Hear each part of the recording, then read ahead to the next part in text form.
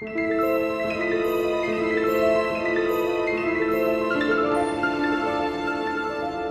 guys, Jason here with some movies and TV talk.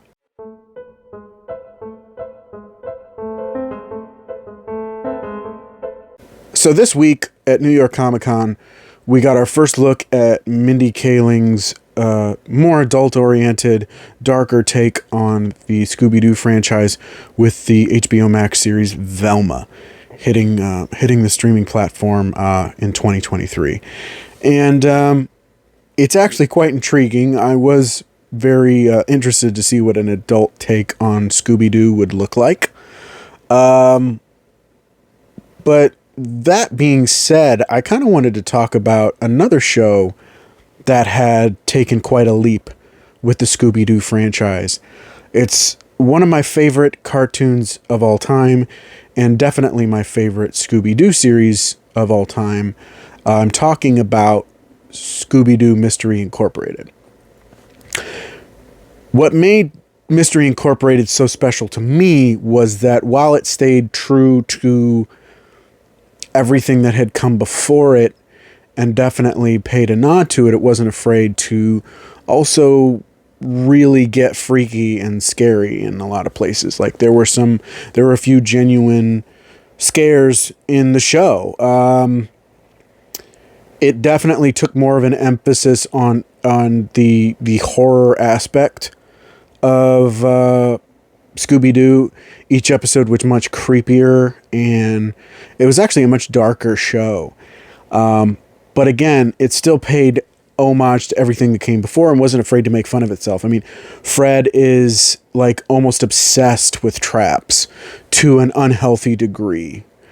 To the point where he actually questions whether he loves Traps or Daphne more. And they did some things that were definitely interesting and new at the time. One of the big things was experimenting with a relationship, albeit ill-fated relationship, between Velma and Shaggy, much to the dismay of Scooby-Doo, who at one point did, in fact, give Shaggy the silent treatment because he went to the prom with Velma instead of stayed home with Scooby and watched monster movies.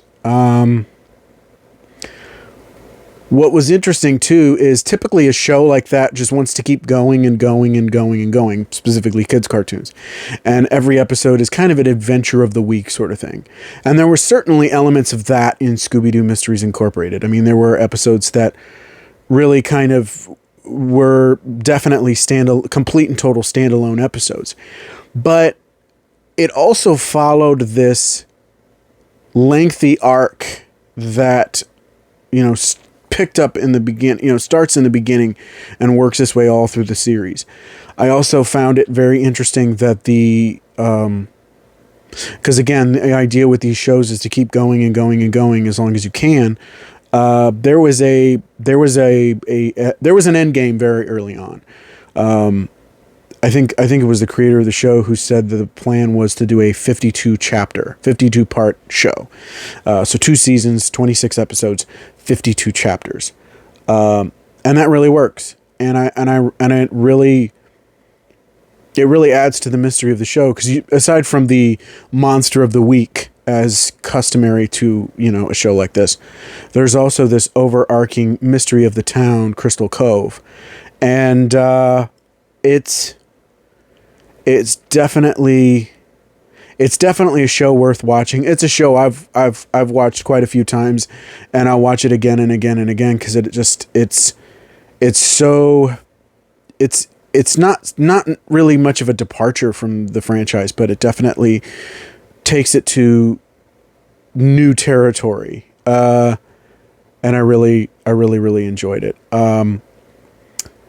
It's definitely, so in light of the new things coming out, I just want to remember that was a show that was very special for its time, and I think it personally is still quite special. So let me know what you thought of Scooby-Doo Mystery Incorporated down in the comments.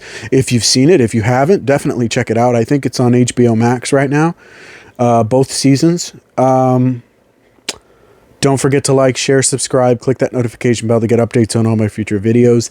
Thank you so much for watching, as always. And by the way, follow me on Twitter at callmejsumner. That's J with a J-A-Y, and chat me up about movies and TV stuff, or Scooby-Doo, or anything else you want to talk about. I'd be happy to. Again, thanks so much for watching. I really do appreciate it, and I will see you on the next one. Bye.